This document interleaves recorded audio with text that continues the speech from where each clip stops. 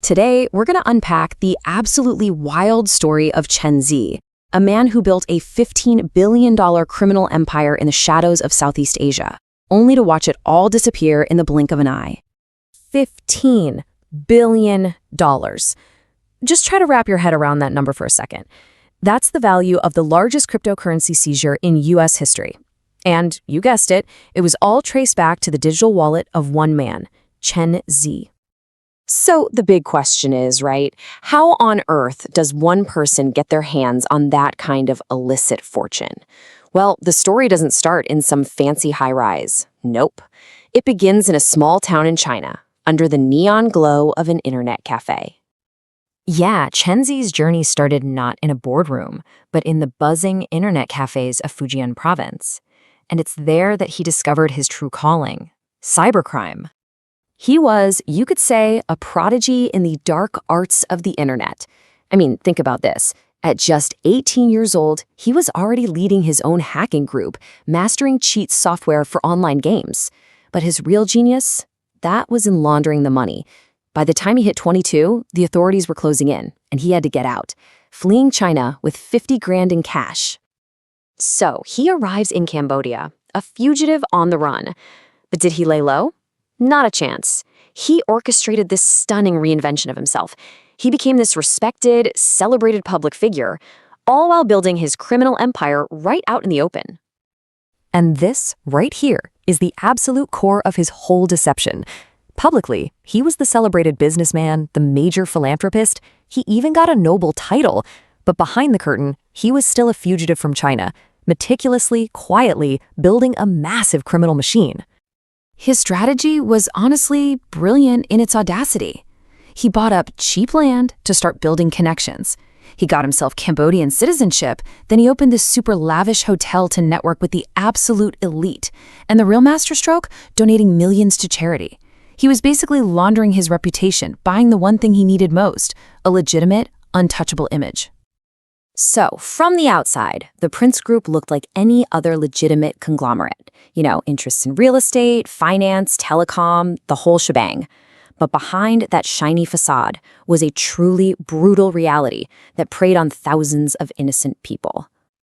And the real engine of this criminal empire was hidden inside these so-called tech parks in the city of Sihanoukville. They were marketed as these modern, cutting-edge business centers, but they were anything but.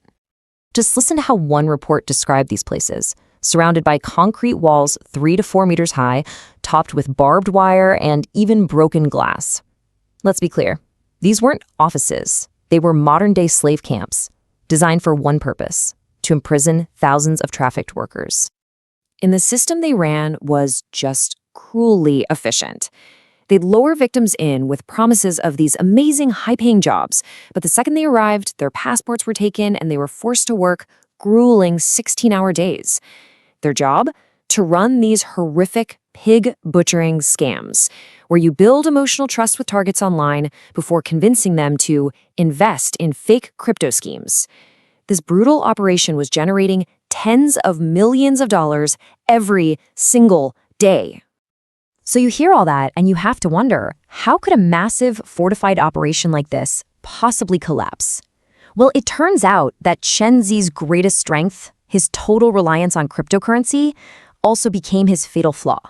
See, he thought crypto was the perfect, untraceable way to secure his fortune. He was converting all his dirty money into Bitcoin. But he completely overlooked one critical fact about the blockchain. It's not a private vault. It's a public ledger. Every single transaction is recorded permanently, out there for anyone to see.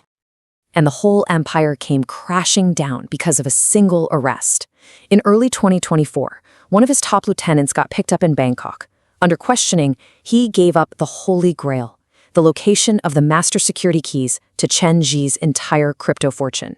The FBI and Thai police moved in, they accessed the computer, and with just a few keystrokes, the $15 billion empire was gone. Just like that. With those digital keys, authorities seized Chen Zhi's entire fortune in an instant. The money was gone. But the man himself, well, he proved to be way more elusive.